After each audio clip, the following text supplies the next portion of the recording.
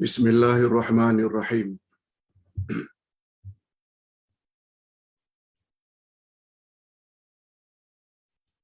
Alhamdulillah nahmaduhu wa nasta'inuhu wa nastaghfiruh. Wa na'udzu billahi min shururi anfusina wa min sayyiati a'malina. May yahdihillahu fala mudilla lahu wa may yudlil fala hadiya lahu.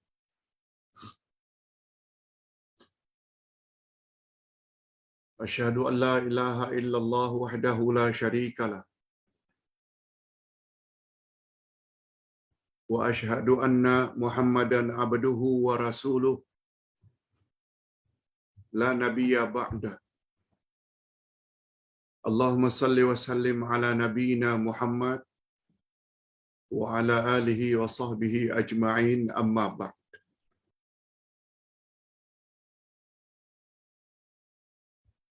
Hadirin dan hadirat serta para pemirsa yang saya hormati, Assalamualaikum warahmatullahi wabarakatuh. Alhamdulillah, kita bersyukur kehadirat Allah Azza wa Jalla.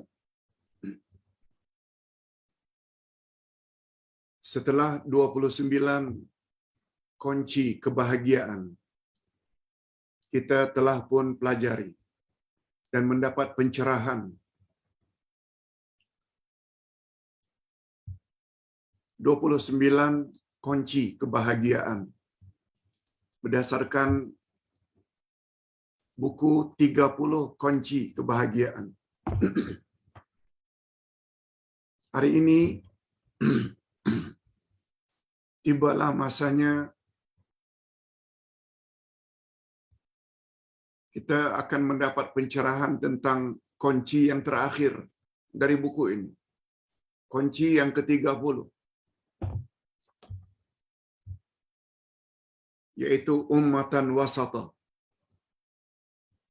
Ummatan wasata.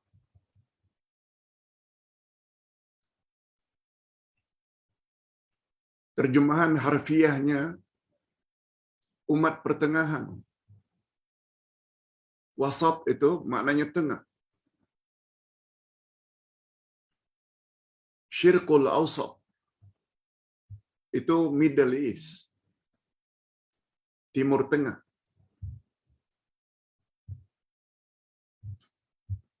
Tapi tafsirannya pertengahan dengan makna adlun wa khiyar. Adlun wa khiyar itu tafsirannya atau terjemah maknawi.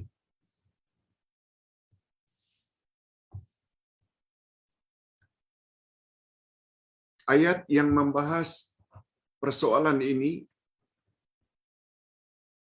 terdapat pada ayat 143 dari surat Al-Baqarah. Allah Subhanahu wa taala berfirman. Kita baca dulu ayatnya,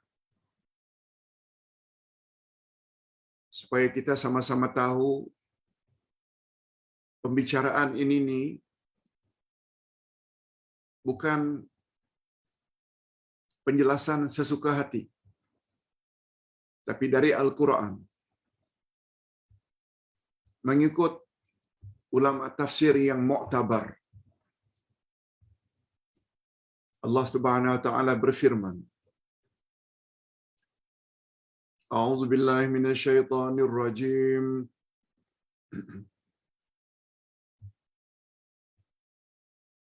Wa kadzalika ja'alnakum ummatan wasata litakunu syuhada'a 'alan nas wa yakuna ar-rasulu 'alaikum syahida.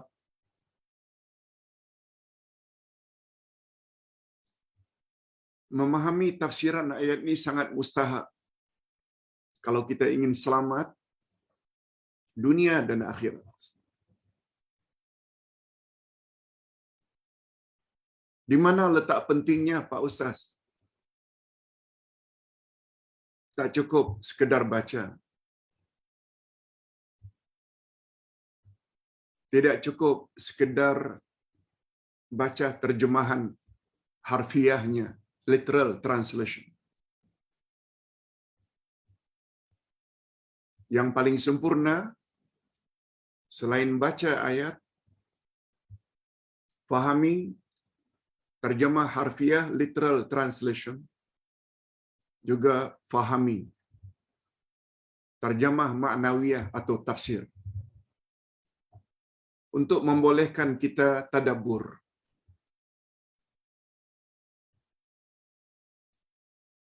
Tujuan Quran diturunkan adalah supaya kita tadabbur. Ambil iktibar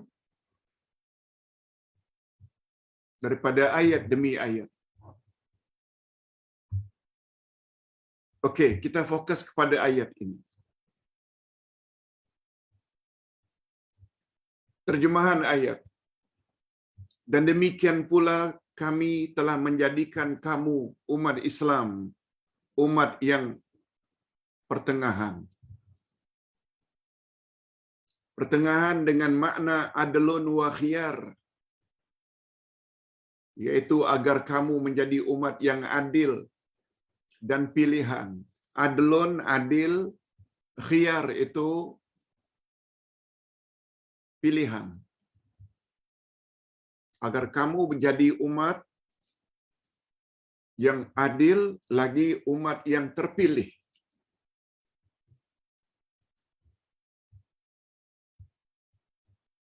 Untuk apa Allah jadikan umat Islam sebagai umat yang adil, lagi umat pilihan? Supaya kamu menjadi saksi ke atas perbuatan manusia. Dan agar Rasul, yakni Nabi Muhammad sallallahu alaihi wasallam, menjadi saksi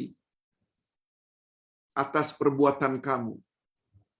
Karena baginda akan dipanggil ketika menghisap amal kita di akhirat dalam mahkamah ilahi. Allah sebagai hakim, alaisallahu bi ahkamil hakimin, penghujung surat At-Tin. Bukankah Allah itu hakim yang paling adil? Sedangkan saksi untuk dipanggil dalam memeriksa akidah dan amalan umat, Rasul masing-masing. Dan tentu saja untuk umat akhir zaman, Nabi Muhammad dipanggil. Ini ayatnya. Wa yakunar rasulu alaikum syahida. Agar Rasul, yakni Nabi Muhammad, menjadi saksi ke atas kamu.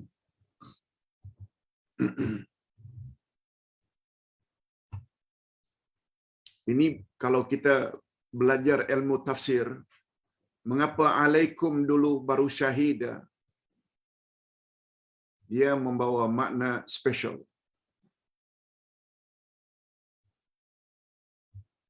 Allah tidak panggil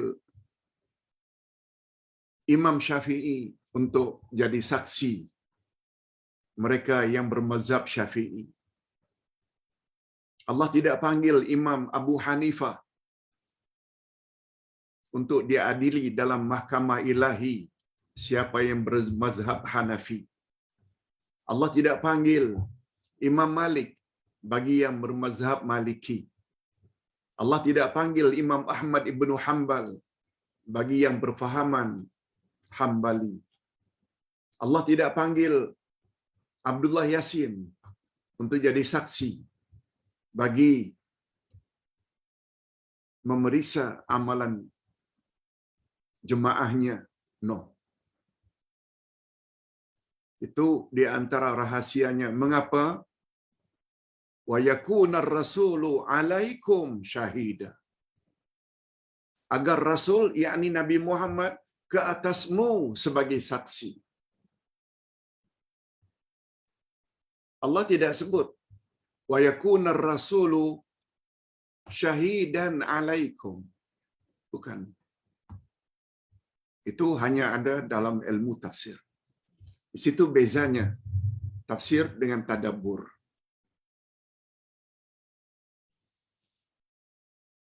Tadabbur kewajiban setiap manusia, lebih-lebih lagi mereka yang beriman. Tapi tafsir tidak. Dia ilmu khas yang diwajibkan ke atas orang-orang tertentu sahaja.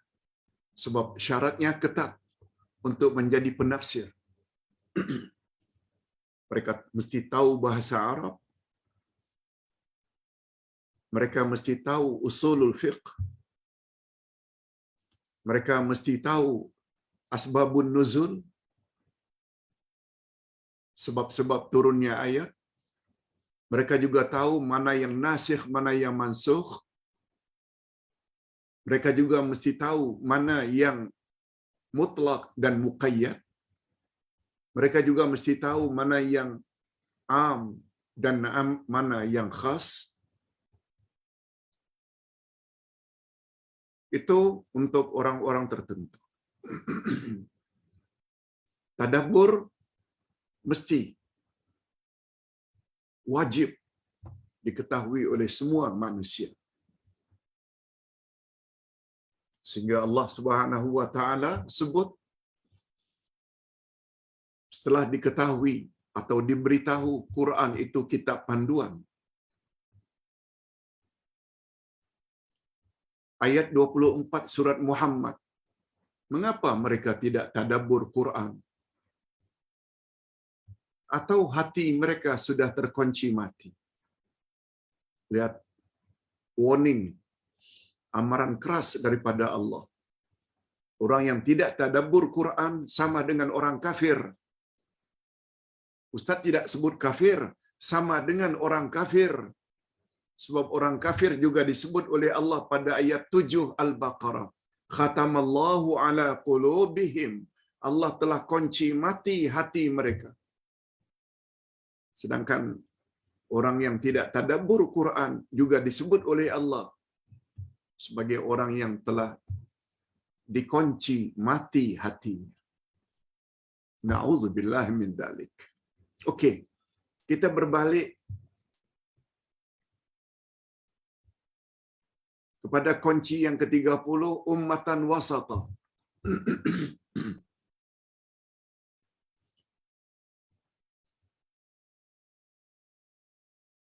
Jadi Ustaz ulang sekali lagi. Ummatan wasata dengan makna adlun wa khiyar. Umat akhir zaman, umat Muhammad adalah umat yang adil. Khiyar, umat pilihan. Bukan low class umat, bukan. Umat pilihan. Special. Adlun. Umat yang pandai meletakkan sesuatu pada tempatnya. Anda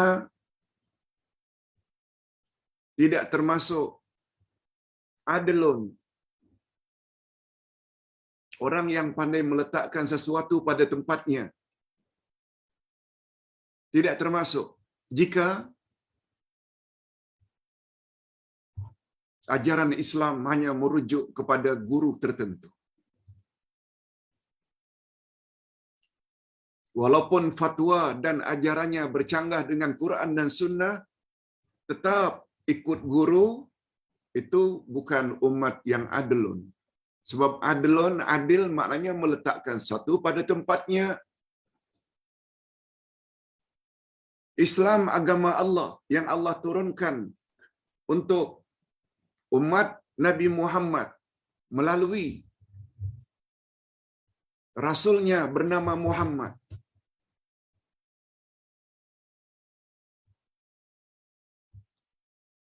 Rasulnya pula sudah sebut, aku tinggalkan dua pedoman untuk wahai umat, selagi kamu berpegang teguh kepada kedua-dua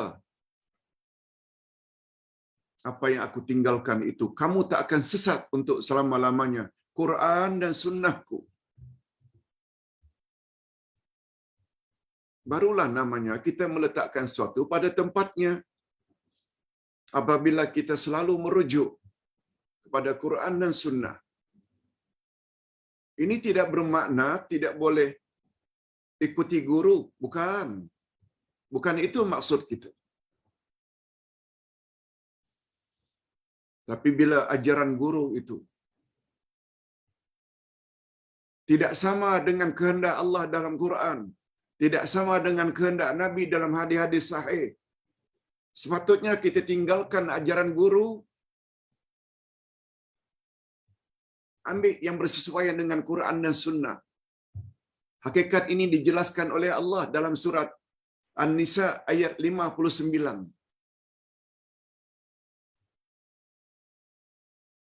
Hei orang-orang yang beriman, taatlah kamu kepada Allah dan taatlah kamu kepada Rasul dan pemimpin-pemimpin kamu.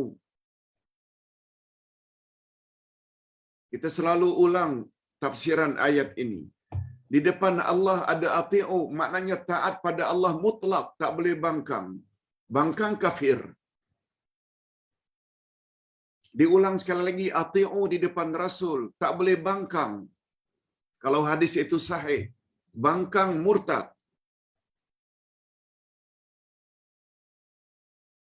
Wahai golongan liberal, wahai golongan anti hadis, Anda boleh jatuh murtad andai kata tolak hadis-hadis Nabi. Begitu fatwa Allah yarham Mufti Harusani, Mufti Perak, Allah yarham. Begitu pandangan beliau. Golongan anti hadis murtad.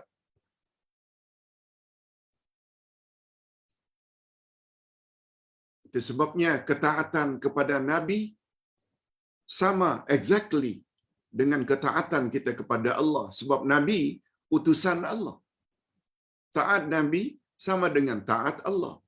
Ingkar Nabi sama dengan ingkari Allah. Adapun ulil amri, termasuklah pemimpin dan ulama, termasuk pemimpin dunia dan pemimpin agama, tidak ada ati'u di depannya. Ia memberi isyarat taat kepada ulil amri bersyarat selagi tidak bercanggah dengan Quran dan Sunnah. Itu sebabnya sambungan ayat, apa kata Allah? فَإِن تَنَازَعْتُمْ فِي شَيْءٍ فَرُدُّوهُ إِلَى اللَّهِ وَالرَّسُولِ. Bila kamu berbeza pendapat tentang satu-satu perkara, maka kembalikanlah perkara yang dipertelingkahkan itu kepada Quran, kepada Allah dan Rasul. Apa makna kepada Allah? Pada Quran. Apa makna pada Rasul? Kepada hadis Nabi. Dah tak dibawa-bawa lagi. Ulul amri. Sebabnya sifat fanatik dan ta'assub kepada tuan guru.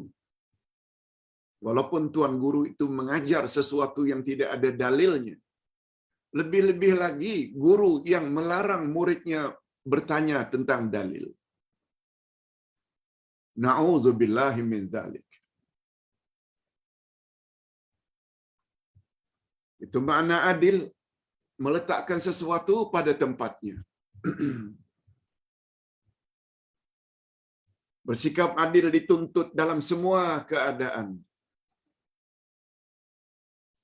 Apakah menurut logika, akal yang sehat, atau menurut agama, iaitu menurut syarak. Adil dengan makna meletakkan sesuatu pada tempatnya, iaitu dengan maksud tidak longgar dan tidak pula melampaui batasan.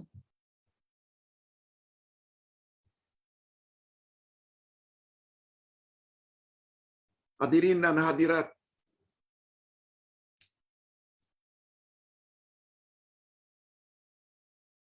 Dr. Abdul Karim Zaidan dalam kitabnya Usulud Da'wah. Ustaz ulang, Dr. Abdul Karim Zaidan dalam kitabnya Usulud Da'wah, pola-pola dakwah atau dasar-dasar dakwah.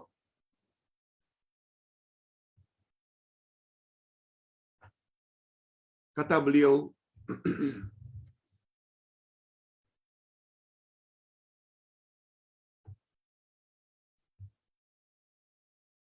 kalau seseorang ingin memiliki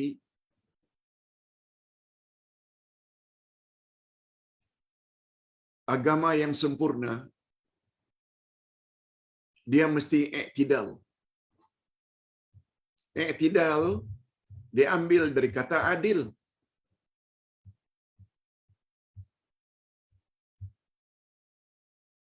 Definisi i'tidal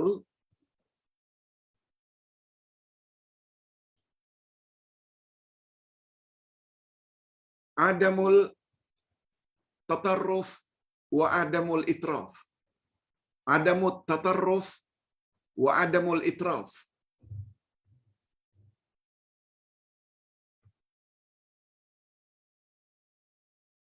Tidak kurang dan tidak pula berlebih-lebihan. Itu makna i'tidal. Sama dengan makna wasata. Apalagi wasata tadi dengan makna adilan. Contoh mudah. I'tidal dalam salat adalah perbuatan yang terletak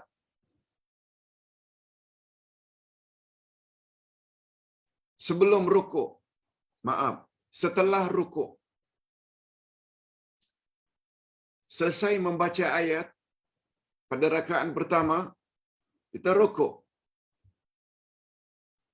Sudah rukuk, sami Allahu liman hamidah, terletak. Ini namanya i'tidal. Yes.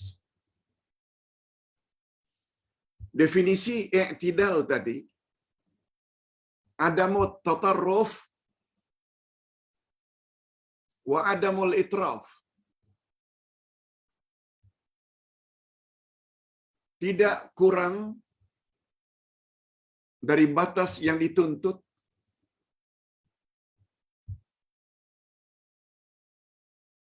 dan tidak berlebihan dari batas yang dituntut.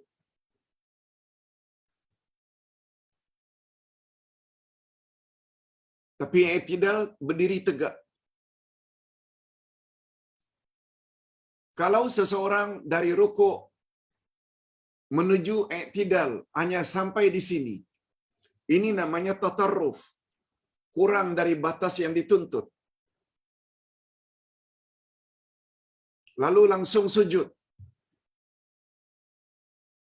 tak sah salatnya. Tak sempurna i'tidal. Begitu juga apabila seseorang bangkit dari rukuk, lalu i'tidal, lalu melebihi dari batas yang dituntut. Ini dah nama melampau. Ini namanya itraf. Itraf ini sama dengan ghulu.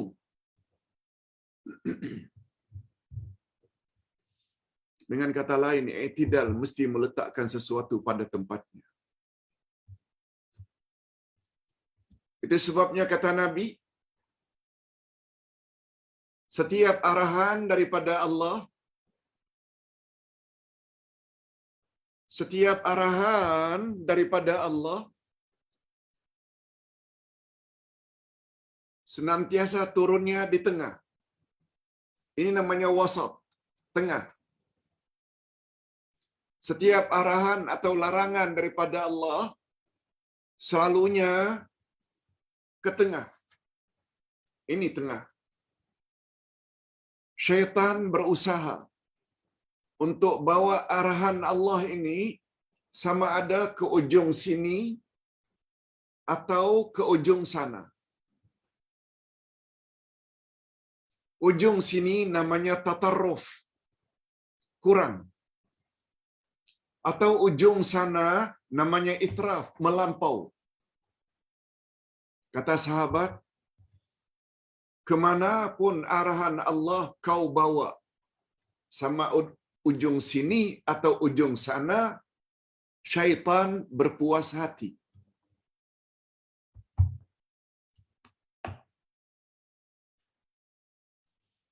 Oleh sebab itu, apabila arahan daripada Allah, aqimus salah, dirikan salat di tengah. Sebab Allah tahu kemampuan manusia akhir zaman. yang wajib 5 waktu. Tapi andai kata ada muslim, muslimat buat ikut dan kadang-kadang 2 waktu, kadang-kadang 3 waktu, kadang-kadang tidak salat. Ini namanya tatarruf, kurang dari batas yang dituntut.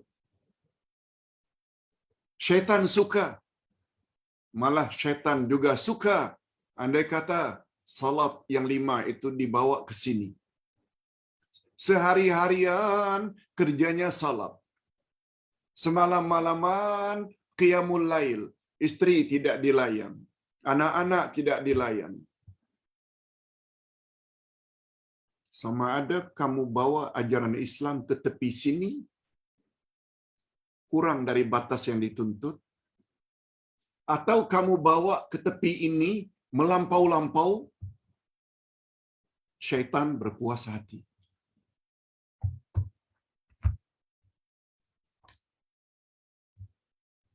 Jangan kata orang yang kerjanya salat ibadat saja. Isteri tak dihiraukan, anak-anak tak dihiraukan, jiran tetangga masyarakat tak dihiraukan. Ibadat siang malam. Lalu dikatakan manusia elok, baik agamanya. No.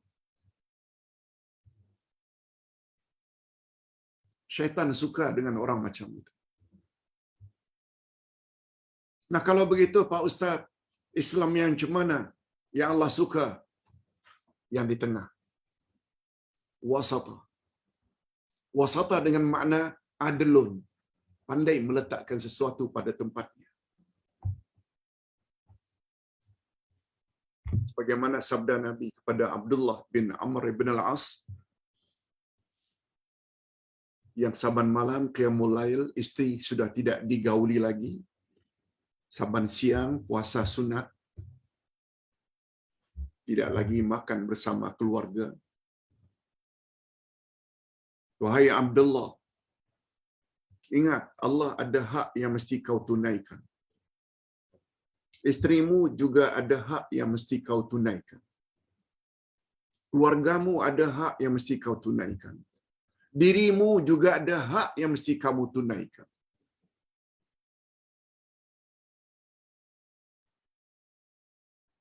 Itu sebabnya Maulana Al-Maududi mengatakan,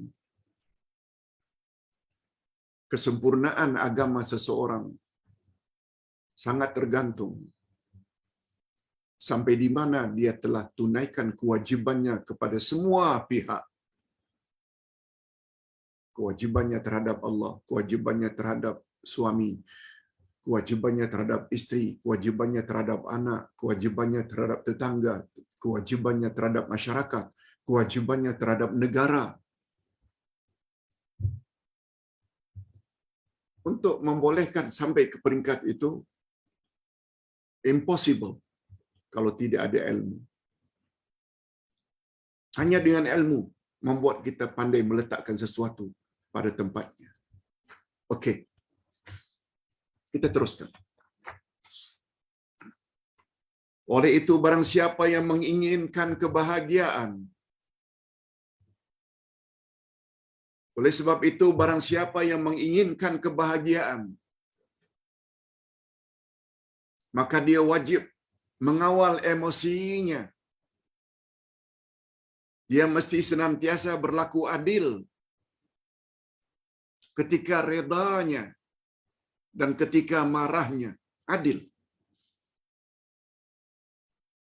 Kalau perlu marah, marahi. Kalau tidak perlu marah, jangan marahi. Itu maknanya meletakkan sesuatu pada tempatnya.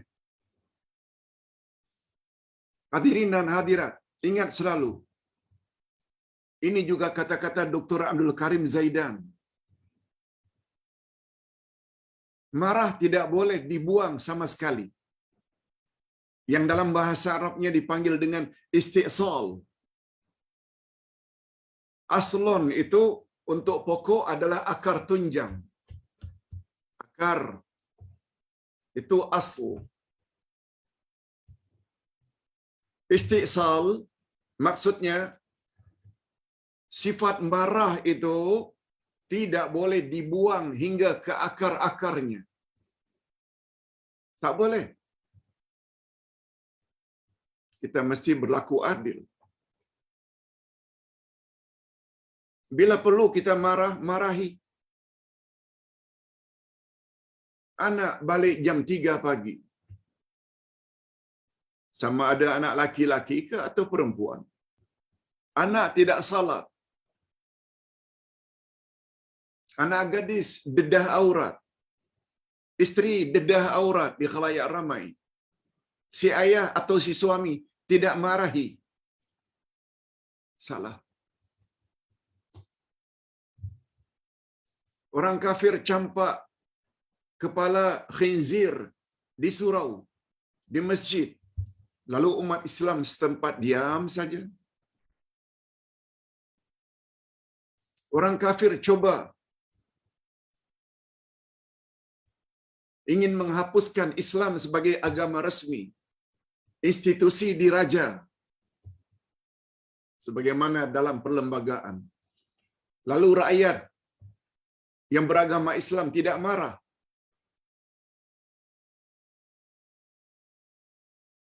Bukan muslimat yang sempurna. Malah sokong pula. Na'udzubillahi min dzalik. Dengan kata lain, marahlah bila dirasa perlu untuk dimarahi. Dan jangan marah pada tempat yang tak sewajarnya dimarahi. Dengan kata lain, kemarahan tidak boleh dibuang sama sekali. Yang lebih tepat, kemarahan itu hendaklah dikontrol. Bila perlu marah, marah. Sebagaimana banyak daripada kalangan ustaz-ustaz hari ini yang dalam ilmu hadisnya, yang dalam ilmu akidahnya, yang dalam ilmu tafsirnya memberi teguran kepada orang-orang yang menyebarkan ajaran khurafat dan syirik. Kalau mereka tidak marahi dengan memberi kritikan, mereka dianggap sama. Maknanya telah syubhat, bersubhat, seolah-olah bertolong-tolong dalam penyebaran kebenaran. Kalau tidak tegur, itu sebabnya barangkali jemaah dapat memahami mengapa Uday dalam bab syirik akan katakan perkara itu syirik dengan ayatnya, dalilnya, dengan tafsirannya. Kalau perkara itu bid'ah, cakap perkara itu bid'ah. Orang mau ikut, silakan. Tak mau ikut, tanggung sendiri. Itu baru betul. Itu makna ummatan wasata. Umat yang adil. Makna adil meletakkan sesuatu pada tempatnya.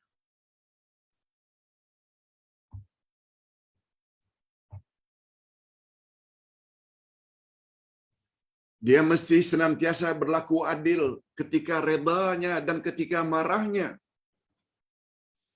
Ketika gembiranya dan ketika sedihnya. Karena bersikap berlebih-lebihan ketika berinteraksi dengan apapun kejadian adalah suatu kezaliman terhadap diri sendiri. Ingat, zalim lawan dari adil. Zalim maknanya tidak meletakkan sesuatu pada tempatnya. Itu sebabnya Ustaz ingin ingatkan, Islam agama Allah yang Allah turunkan untuk umat akhir zaman melalui Rasulnya Nabi Muhammad sallallahu alaihi wasallam. Oleh sebab itu bila kita beragama ikut kehendak Allah, ikut kehendak Nabi dengan bahasa lain, ikut Quran dan Sunnah, itu namanya adil. Nah, ada tak orang Islam yang berbuat zalim, Pak Ustaz? Ada. Bila dia beragama Islam, tapi rujukannya bukan Quran dan Sunnah. Kita tahu Tidak semua orang faham Quran dan Sunnah. Tapi pilih-pilihlah guru. Guru yang mengajar selalu membawa ayat Quran, hadis Nabi. Bukan cakap lepas begitu. Orang tanya dalil pula dimarahi, dibentak. Sambil mengatakan, kamu tak percaya aku ke? Allahu Akbar.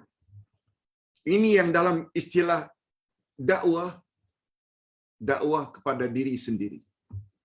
Padahal kita dianjurkan, malah disuruh, mestilah ad-dakwah ilallah. Dakwah mengajak manusia kepada jalan Allah. Bukan mengajak manusia menjadi awak punya followers. Bukan mengajak manusia kepada awak punya parti. No. Bukan mengajak manusia kepada awak punya kelompok. Ad-dakwah ilallah. Dakwah kita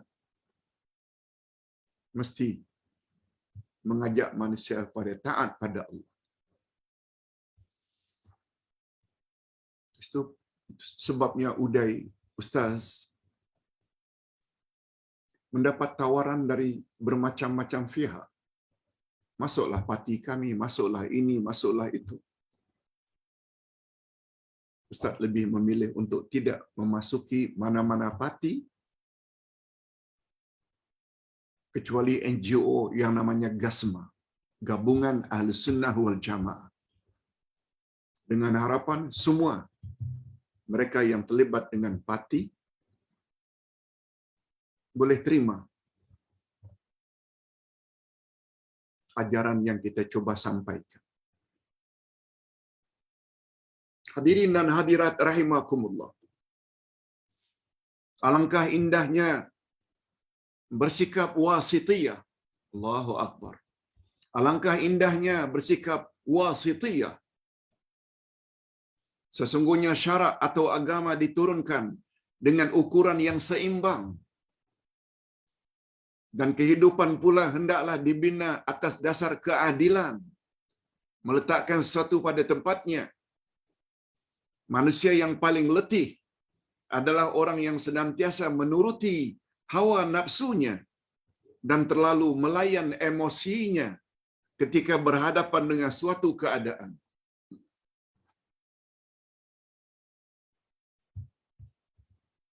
Bila terlalu emosi biasanya berdasarkan kehendak diri atau nafsu, kurang dengan pertimbangan agama, bahaya.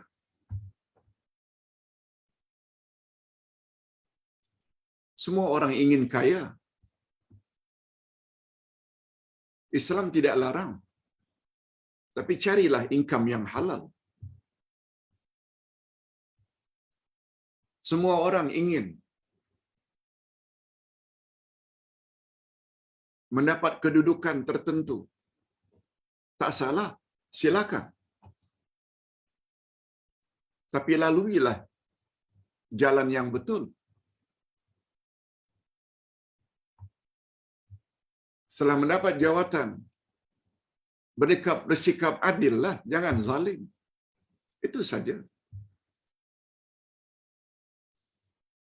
Baginya semua sudut, baginya orang yang ikut emosi, bagi orang itu semua sudut gelap belaka. Di dalam hatinya penuh dengan perasaan hasad dan dengki. Dan dia hidup di dalam keraguan dan khayalan.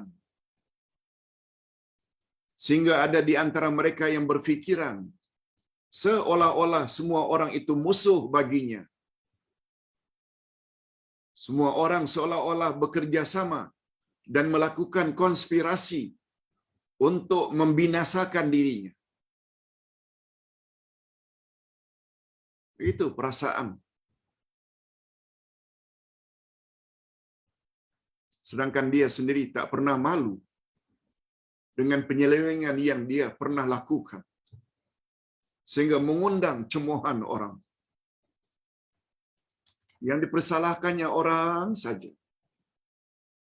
Dirinya yang salah, tak difikirkan. Itu sebabnya hadirin dan hadirat,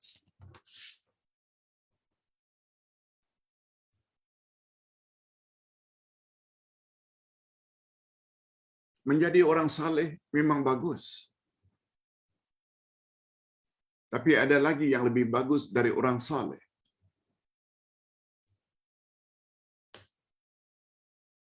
Orang itu namanya muslih.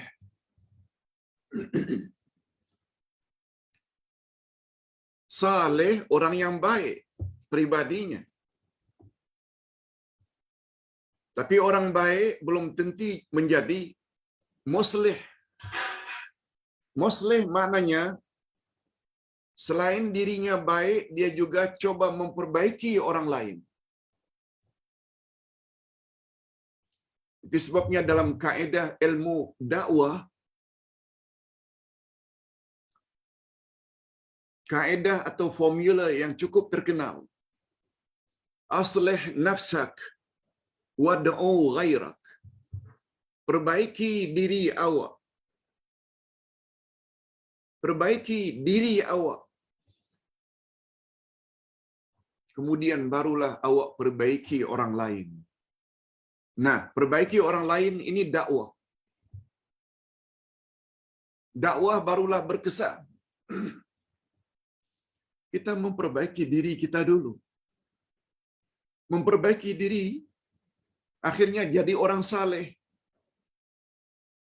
Tapi tidak semua orang saleh itu muslih. Berapa banyak orang yang hanya memperbaiki dirinya sendiri.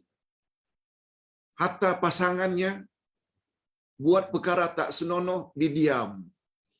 Anak-anak cucunya buat perkara tak senonoh, diam. Tidak berdakwah, tidak mengajak. Ingat, bagus juga Ustaz ingatkan. Setelah kita mendapat motivasi 30 kunci,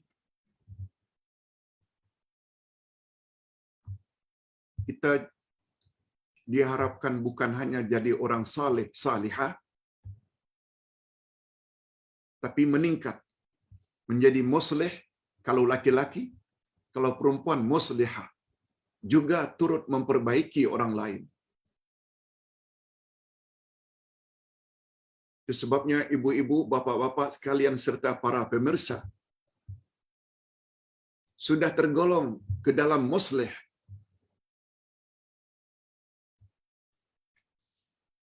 Andai kata amalkan apa yang kita sudah tahu dan kita share YouTube yang baik-baik kepada grup, terutama grup keluarga.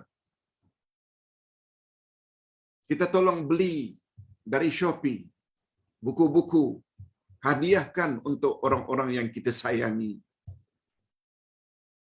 Dengan berbuat demikian, Anda bukan setakat saleh, salihah, tapi muslih, muslihah.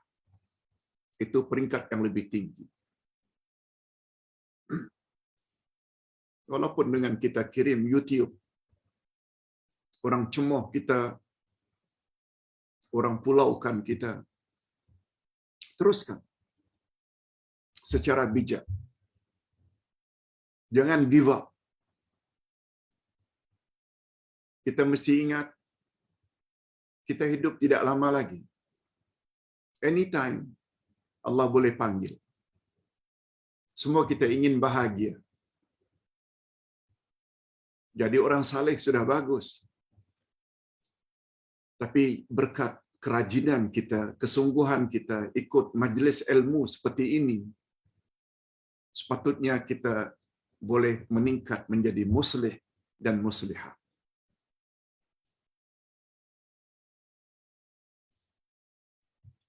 Sehingga ada di antara mereka yang berfikiran seolah-olah semua orang itu musuh baginya. Semua orang seolah-olah bekerja sama dan melakukan konspirasi untuk membinasakan dirinya. Apa ini? Oleh sebab itulah dia hidup bagaikan diliputi oleh awan hitam, penuh dengan rasa takut, gundah dan tidak tenteram. Sesungguhnya kegoncangan jiwa adalah dilarang dalam Islam.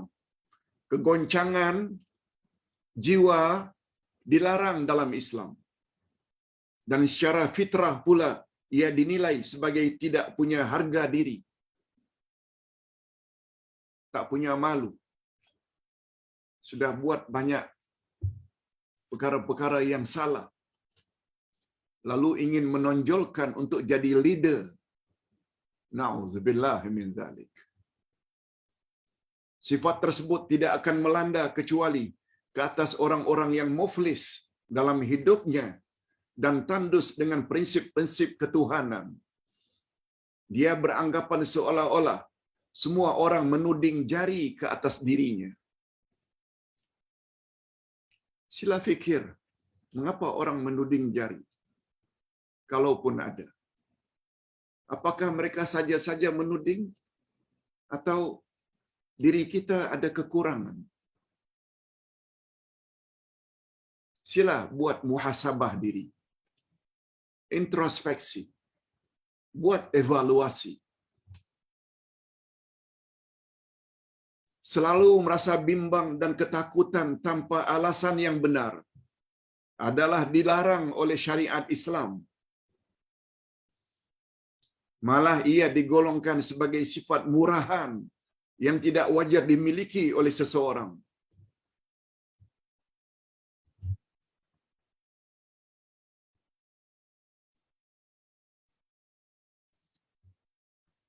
Kecuali orang-orang yang muflis dan ketandusan prinsip kehidupan dan prinsip ketuhanan. Prinsip ketuhanan maknanya keyakinan kita terhadap Allah Subhanahu wa taala.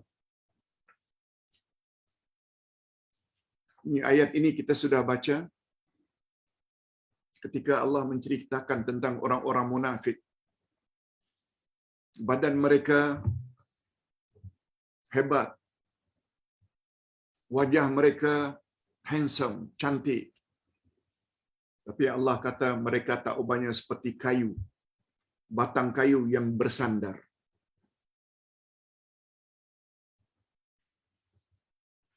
Allah menggambarkan demikian bagi orang-orang yang tidak ada prinsip dalam hidup.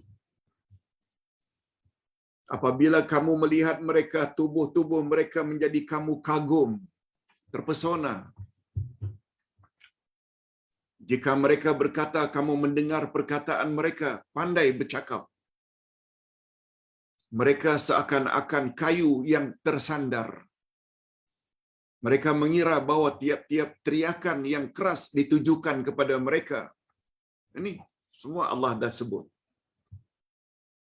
Mereka diumpamakan bagaikan kayu yang tersandar. Maksudnya untuk menyatakan sifat mereka yang buruk.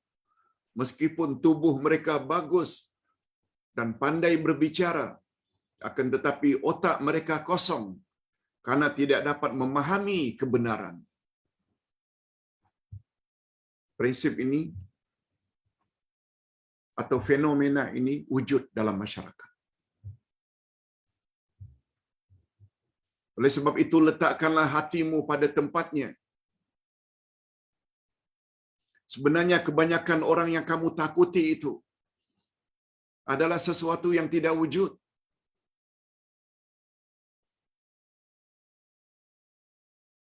Sebaiknya sebelum perkara yang kamu takuti itu menimpamu, kamu hendaklah membuat andaian yang tidak baik.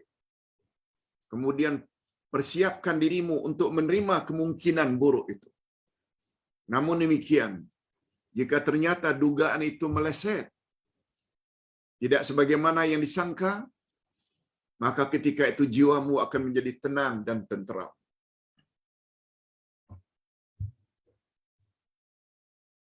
Hadirin dan hadirat serta para pemirsa yang saya hormati. Wahai orang-orang yang berakal lagi, selalu waspada. Letakkanlah sesuatu itu sesuai dengan kadarnya.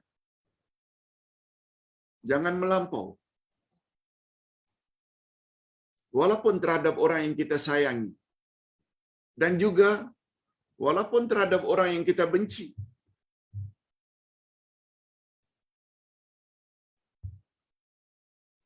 Nabi Muhammad sallallahu alaihi wasallam bersabda. Cuma sabda Nabi ini dipetikaikan oleh para ulama. Ada yang mengatakan ini adalah kata-kata Sayyidina Ali. Coba dengar baik-baik. Kandungannya sungguh cantik.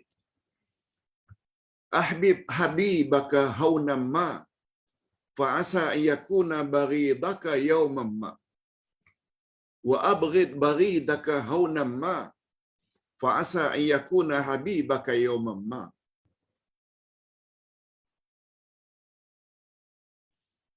Sayangilah orang yang engkau sayangi sekedarnya, sebab ada kemungkinan suatu hari dia akan jadi musuh kamu atau menjadi orang yang kamu benci. Bencilah seseorang yang kamu benci sekedarnya, sebab ada kebarangkalian suatu hari nanti dia akan menjadi orang yang kamu kasihi. Jadi dalam menyayangi seseorang, dalam membenci seseorang, biar berpada-pada. Biar berpada-pada.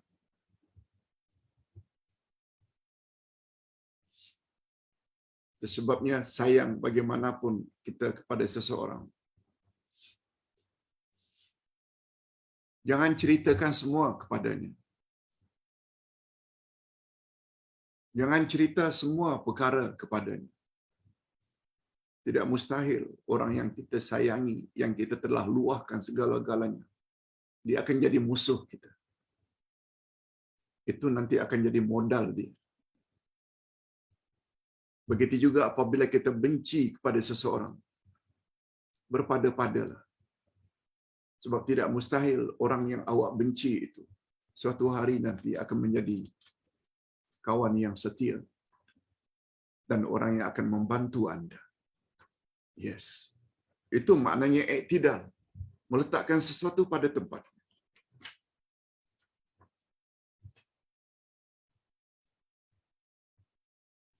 Ini sesuai dengan firman Allah Azza wa Jalla di dalam surat Mumtahanah. Al-Mumtahanah ayat 7. Kita tutup dengan ayat ini.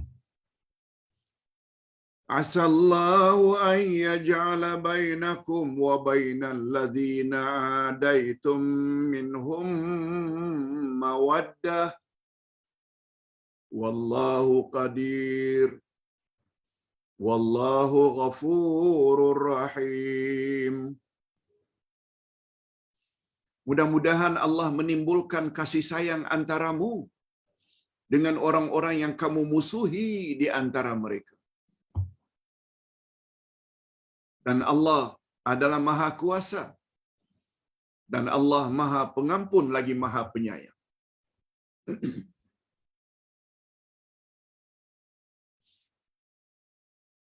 Ustaz tertarik dengan komen beberapa orang jemaah. Dulu Pak Ustaz, saya benci sangat dengan Pak Ustaz.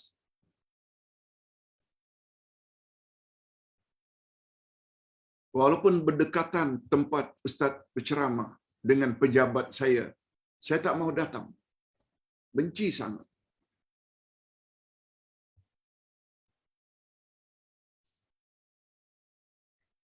Cuma saya tak buat apa-apalah, cuma tak mau hadir saja.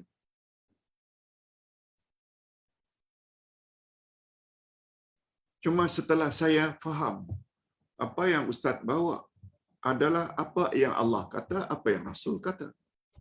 Terfikir oleh saya, di mana salahnya? Akhirnya orang berkenaan dapat menerima kebenaran. Alhamdulillah. Itu maksudnya. Bila kita benci kepada seseorang, biar berpada-padalah. Sebab barangkali kita tak tahu background orang yang kita benci. Begitu juga kalau kita sanjung seseorang, berpada-padalah. Menyayangi orang tersebut. Sebab barangkali suatu masa nanti kita terpaksa berpisah. sebab ternyata ajarannya itu tidak mengikuti kebenaran yang dikehendaki oleh Allah dan Rasul. Hadirin dan hadirat, ini maknanya ummatan wasata, iaitu meletakkan sesuatu pada tempatnya. Sekali lagi Ustaz ulang, untuk meletakkan sesuatu pada tempatnya tak akan tercapai apabila kita tidak tambah ilmu. Tambah ilmu. Ingat selalu kata-kata Sayyidina Ali, memasukkan sampah, memasukkan ilmu ke dalam minda tak sama dengan memasukkan sampah ke dalam tong sampah. Memasukkan sampah dalam tong sampah ada limitnya, yang tak boleh masuk lagi karena penuh. Tetapi memasukkan ilmu ke dalam minda, semakin kita masuk, kita merasa semakin kosong. Ingin lagi, ingin lagi, ingin lagi. Mudah-mudahan kita semua, termasuk Ustaz, memiliki sikap ini, sehingga kita tidak bosan-bosan untuk menambah ilmu, terutama ilmu-ilmu agama. Nah, sebelum kita akhiri dengan doa, Ustaz terima ada banyak pertanyaan yang Ustaz boleh simpulkan di sini. Ada 5 pertanyaan. Izinkan Ustaz menjawab dengan ringkas.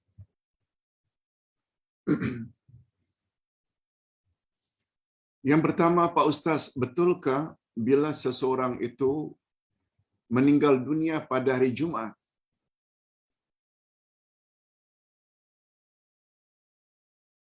dia akan terlepas dari azab kubur?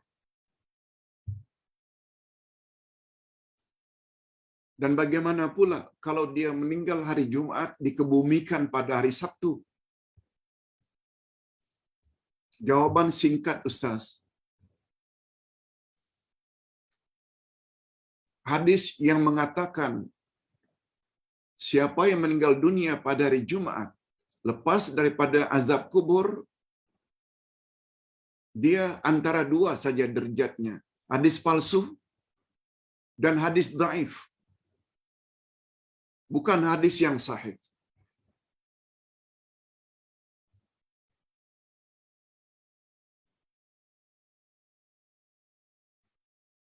Di mana letaknya keadilan Allah yang maha adil? Kebahagiaan seseorang di alam kubur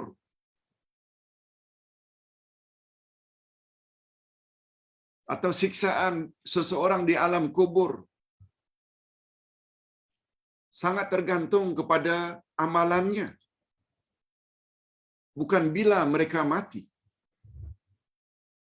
Yang mustahak mendapat husnul khatimah,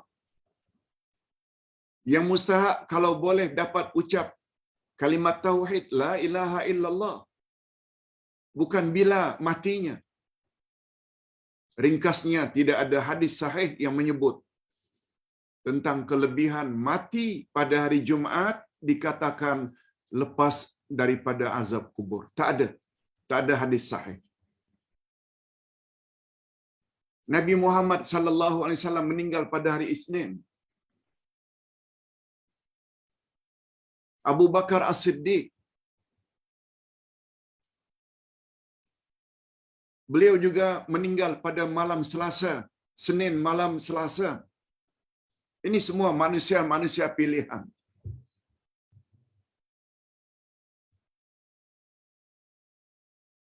Jadi tak timbul mati hari Jumaat. Dapat tak kelebihan itu bila dikebumikan pada hari Sabtu? Tak timbul pertanyaan ini bila kita tahu derajat hadis tersebut. Walau kita tidak nafikan hari Jumat mempunyai banyak kelebihan sehingga dia dipanggil penghulu semua hari. Selawat pada hari Jumaat lebih afdal selawat yang kita lakukan pada selain hari Jumaat. Membaca surat Al-Kahfi pada hari Jumaat, kita akan diberi cahaya. Hadis riwayat Imam Muslim, kita tak nafikan. Tetapi menghubung kaitkan meninggal dunia hari Jumaat dengan terlepas azab kubur, bukan hadis yang sahih. Yang kedua, Ustaz dikirimkan oleh beberapa jamaah, bukan satu dua, video tentang kelebihan atau anjuran salat hadiah untuk orang yang meninggal dunia.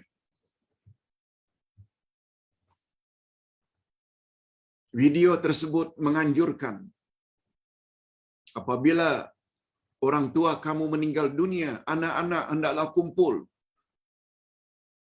Pada malam kematiannya buat salat-salat hadiah sebanyak mungkin untuk menolong ayah atau ibunya yang telah meninggal dunia. Hadirin dan hadirat, salat ini ibadat. Setiap ibadat mesti ada contoh dari Nabi.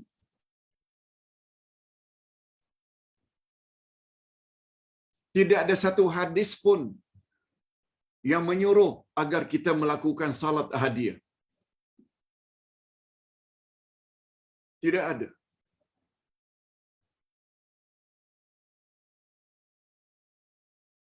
Ingat kaedah ilmu, kaedah dalam bab ibadah. Al-aslu fil ibadah haramun illa ma amarah Allah wa rasul. Asal usul ibadat adalah haram, tak boleh buat kecuali bila ada suruhan dari Nabi, suruhan dari Allah, suruhan dari Nabi. Sekarang tanya, salat hadiah ada tak Nabi suruh? Jawabnya tak ada. Apalagi daripada Allah Subhanahu wa taala suruh buat salat hadiah. Lagilah tak ada.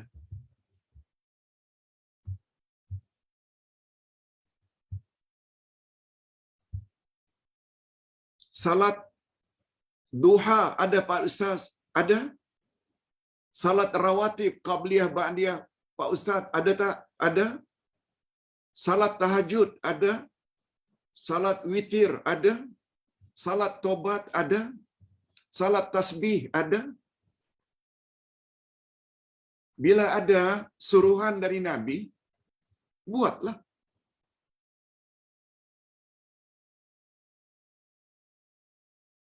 Ingin mengetahui lebih lanjut, baca buku Ustaz. Himpunan salat-salat sunat Nabi sallallahu alaihi wasallam. Tak ada disebutkan di dalam buku tersebut salat hadiah. Tapi bila kita nasihatkan kepada anak-anak,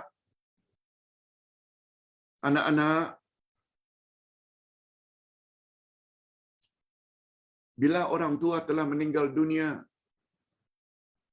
perbanyakkanlah amal saleh. Sebab amal saleh anak-anak, begitu juga doa anak-anak langsung sampai pada mak bapak. Yes, yang itu okey. Hadisnya hadis sahih. Riwayat Imam Muslim. Bila mati anak cucu Adam semuanya terputus kecuali 3. Sedekah jariah, ilmu yang dapat diambil manfaat yang dia sebarkan, dan anak saleh yang mendoakannya. Anak saleh maknanya anak yang baik, anak yang buat amal-amal saleh, dia sedekah, dia wakaf, dia salat, dia berzikir, dia baca Quran, dia naik haji, dia puasa. Semua itu amal saleh. Selain dia dapat, mak bapak dalam kubur juga dapat. Yang itu betul. Malah tidak perlu dia niatkan hadiah. Bacaan Qurannya, salatnya, puasanya, sedekahnya, tak perlu dia niat. Automatically amal anak saleh itu sampai pada mak bapak. Begitu syarahan daripada hadis tersebut.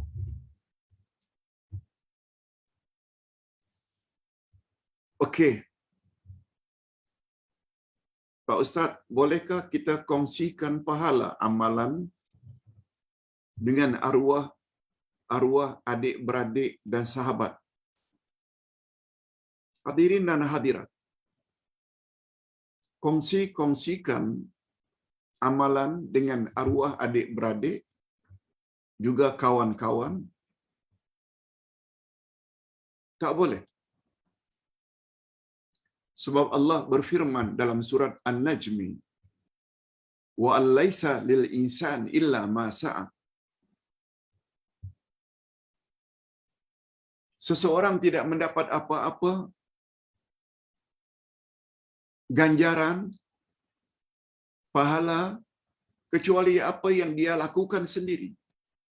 Wa allaisa lil insan, manusia tidak mendapat apa-apa kecuali apa yang dia usahakan sendiri. Illa ma sa'a. Sa'a itu maknanya usaha. Ingin mendapat ganjaran setelah meninggal dunia terhadap ibadah salat, banyak-banyak salatlah ketika masih hidup. Ingin mendapat pahala banyak membaca Al-Quran, bacalah Al-Quranul Karim banyak-banyak selagi hayat di kandung badan. Bukan dengan suruh orang lain, upah orang tertentu supaya baca Quran sampai khatam di atas kuburan. No, itu amalan orang itu.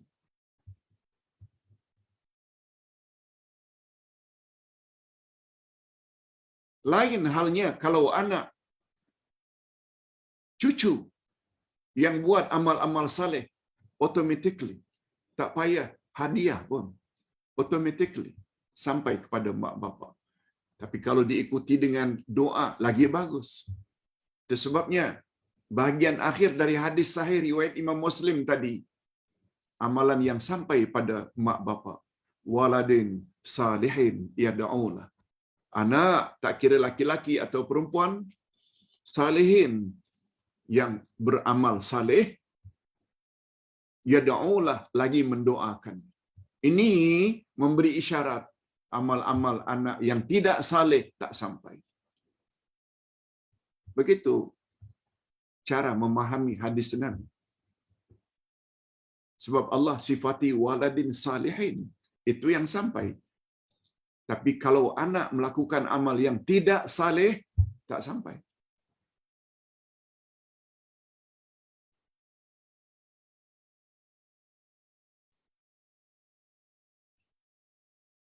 Yang keempat, perlukah diganti puasa bagi ibu-ibu yang hamil dan susukan anak jika sudah bayar fidyah? Para ulama berbeza pendapat dalam hal ini. Ustaz ambil pandangan yang muktabar, termasuk pandangan Imam Asy-Syafi'i. Bila motif ibu yang hamil atau yang menyusukan anak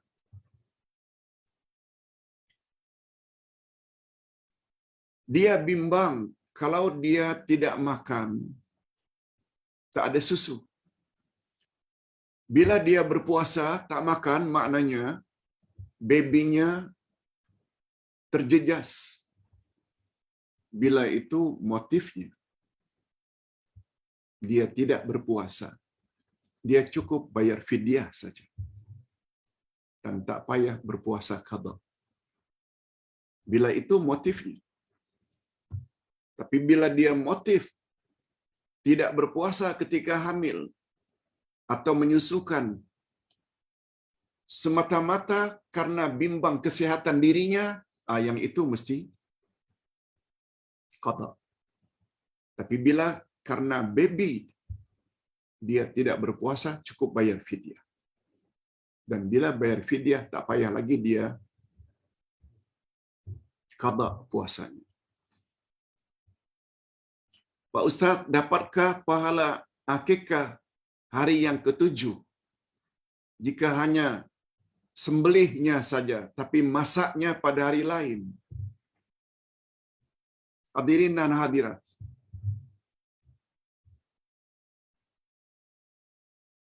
Ustaz ada tulis dalam buku Ustaz,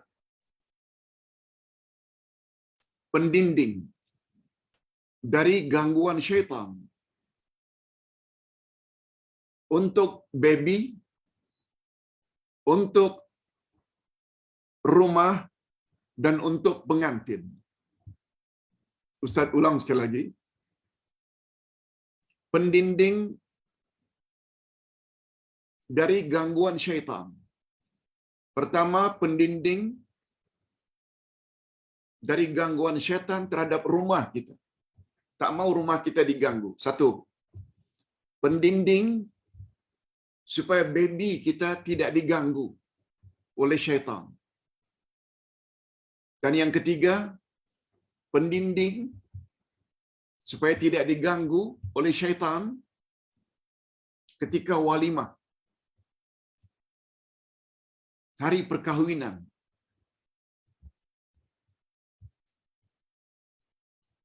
Pembahasannya ada di dalam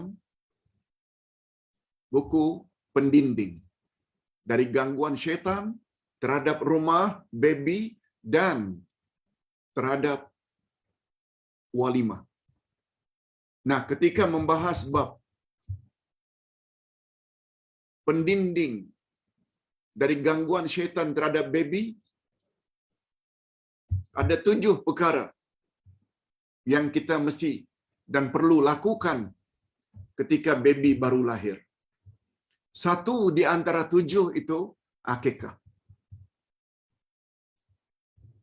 Ustaz tidak sebut di sini. Barangkali suatu hari nanti bagus juga kalau buku itu kita jadikan sebagai rujukan pembahasan kita. Cukup 3-4 kali saja untuk buku itu.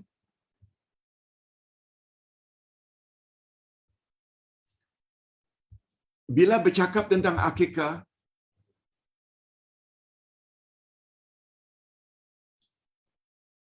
akikah yang sangat dianjurkan oleh Nabi adalah pada hari yang ke-7.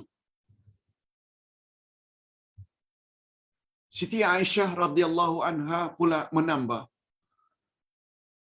sebenarnya masalah akikah ni ada keluasan. Bukan terbatas hanya pada hari yang ke-7. Boleh pada 7 hari berikutnya. Hari yang ke-14. Boleh hari ke-7 yang ketiganya, iaitu hari 21. Kata Aisyah radhiyallahu anha. Maksudnya adanya keluasan. Buatlah akikah ketika baby masih kecil. Bukan setelah 2-3 tahun, 4 tahun, 5 tahun, bukan. Masih dalam sebulan itu okeylah, tak kira hari berapa pun. Sebenarnya itu.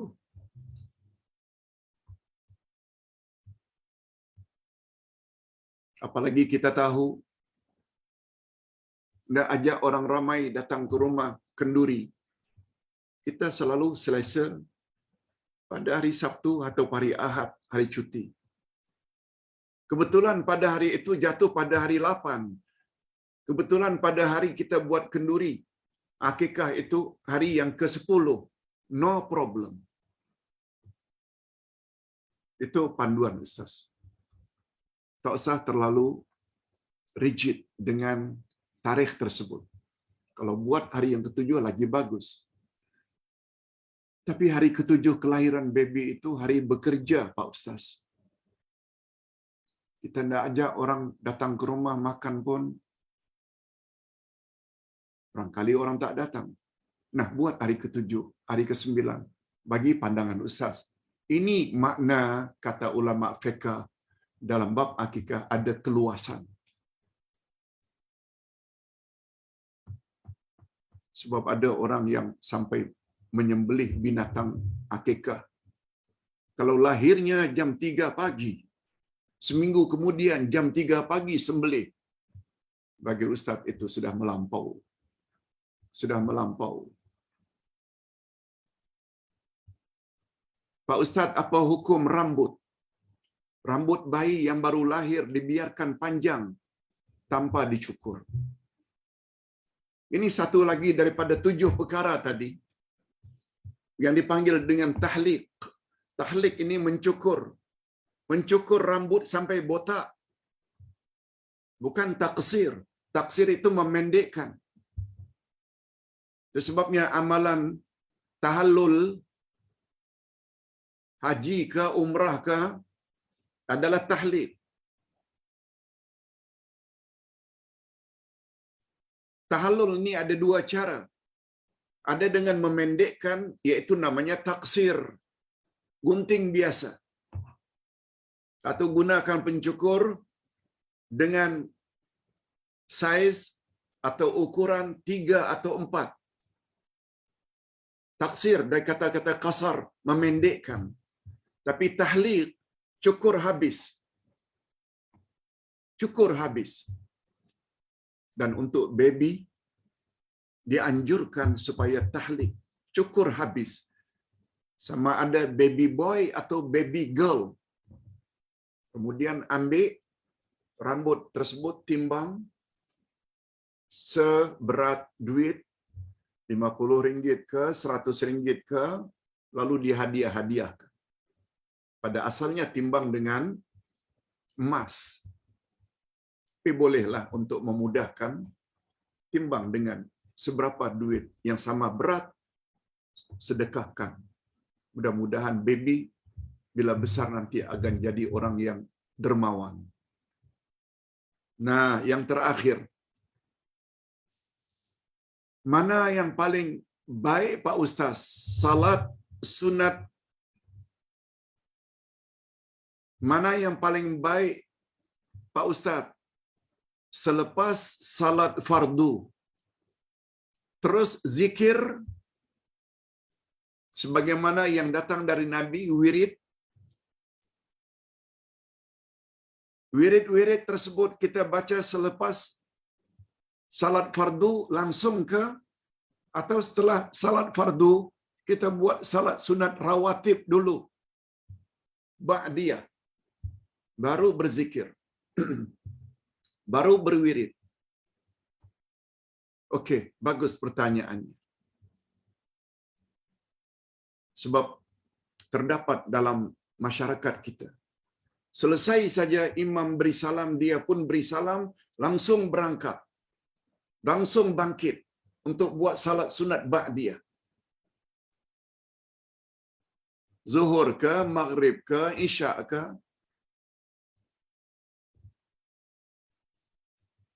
Padahal yang datang dari Nabi sallallahu alaihi wasallam bukan begitu.